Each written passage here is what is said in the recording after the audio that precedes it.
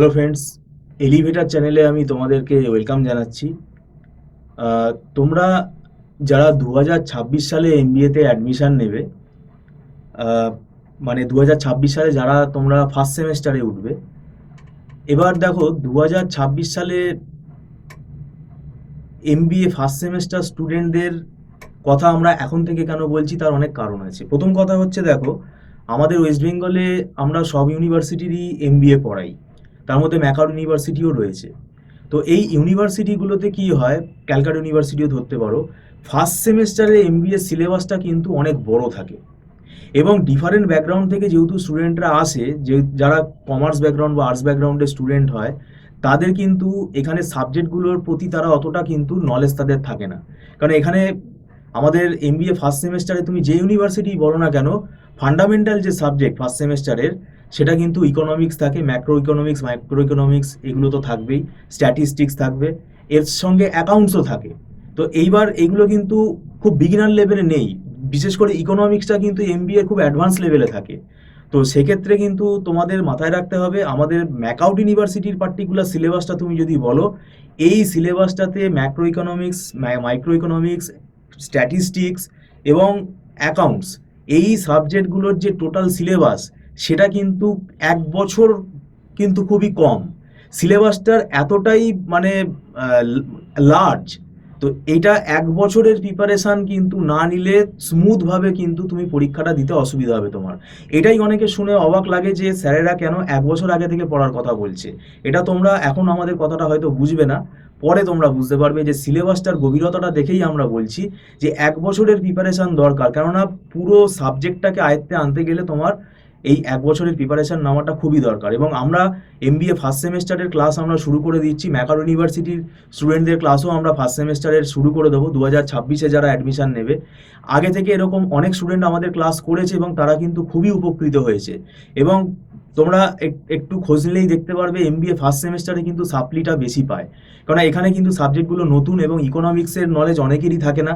পার্টিকুলারভাবে কমার্সের স্টুডেন্টদেরও কিন্তু ইকোনমিক্সের নলেজ অত ভালোভাবে থাকে না, আর্টসের স্টুডেন্টদেরও অত ভালোভাবে থাকে না। কিন্তু এখানে যে ইকোনমিক্সের যে সিলেবাসটা, সেটা পুরোপুরি কিন্তু ক্যালকুলাস বেসড, মানে ম্যাথামেটিক্স বেসড। তো সেই জন্য কিন্তু অনেকে ধরতে অসুবিধা হয় এবং এটা অ্যাডভান্স লেভেলেই রয়েছে। তো সেক্ষেত্রে মানে অনার্স লেভেলের যে জিনিসগুলো রয়েছে, সেগুলো একদিন দুদিনে কিন্তু পড়ে তুমি কিছুই বুঝতে পারবে না। তো সেই জন্যই এখানে আমরা এটা খুব বারে বারে তোমাদেরকে অ্যালার্ট করি। এটা অনেকেই বোঝে না, খুব কম সংখ্যক, কম পার্সেন্টেজ স্টুডেন্ট এটা বোঝে যে এমবিএ ফার্স্ট সেমেস্টার যদি ম্যাকআউট ইউনিভার্সিটি থেকে কেউ পড়ে, তার সিলেবাসটা মানে আগে থেকে কেন পড়া শুরু করবো এবং এতটা আগে থেকে পড়া শুরু করার কারণটা কি, সেটা কিন্তু আমরা এমনি এমনি বলছি না। এটা আমরা কিন্তু অনেক মানে দিন ধরে আমরা বলে আসছি এবং এটার এফেক্টটাও স্টুডেন্টরা পায়, সেটা আমরা চাই না। মানে ভালোভাবে প্রিপারেশান অনেকেই নেয় না, কারণ সময়টা কিন্তু অ্যাডমিশন প্রসেস কমপ্লিট হয়ে গিয়ে কলেজ শুরু হতে হতে কিন্তু হাতে আর তোমার সময় থাকবে না, প্রায় 3-4 মাস মতো হাতে সময় থাকবে, যেটা কিন্তু ইম্পসিবল হয়ে যাবে সিলেবাস কমপ্লিট করাটা। সেই জন্য আমরা আগে থেকে ভিডিওটাতে তোমাদেরকে এই বার্তাটা দিতে চাই। যদি ভিডিওটা তোমরা দেখো এবং তোমরা যদি ব্যাপারটা রিয়েলাইজ করো যে স্যারেরা যেটা বলছে নিশ্চয়ই তারা সত্যি কথাই বলছে, যে এমবিএ শুধু ম্যাকআউট না, অন্যান্য ইউনিভার্সিটি সিলেবাসটাতেও দেখবে কিন্তু ফার্স্ট সেমটা খুবই কিন্তু হেক্টিক। তো এই ফার্স্ট সেমেস্টারের সিলেবাসটা কিন্তু আগে থেকে পড়া শুরু করা উচিত এবং ম্যাকআউট ইউনিভার্সিটির সিলেবাসটাও তাই আমরা বললাম। একটা সুবিধা আমাদের এখানে আছে, এখানে মাসে মাসে আমাদের মানে ফিস পেমেন্ট করে স্টুডেন্টরা অ্যাডভান্স পেমেন্ট করে ক্লাস করে, তাই এটা কোনো প্রেশার হয় না। এটা নমিনাল রেটে এখানে আমাদের পড়ানো হয় এবং মাসে মাসে অ্যাডভান্স পেমেন্ট করে স্টুডেন্টরা ক্লাস করে, এটা নট রিফান্ডেবল। আর একটা বিষয় হলো, এখানে একদম আমরা ছোট ছোট ব্যাচে ক্লাস করাই। অনলাইন ক্লাসে অনেকে ভাবে যে কি হবে, কি পড়াবে, একদম ছোট ছোট ব্যাচে ক্লাস হয়, কোনো 20 জন, 22 জন, 15 জনের ব্যাচে কিন্তু এখানে ক্লাস হয় না। তাই এখানে ফ্যাকাল্টির সাথে স্টুডেন্টের ইন্টারাকশনটা কিন্তু একদম ইন্ডিভিজুয়াল হয়। এবং আমাদের এখানে দীর্ঘদিন ধরে আমরা কিন্তু এই ম্যাকআউট ইউনিভার্সিটির বা অন্যান্য ইউনিভার্সিটির এমবিএ পড়িয়ে কিন্তু আমাদের অভ্যস্ত হয়ে গেছে, আমরা ওয়েল ফরম্যাট আমাদের তৈরি হয়ে গেছে।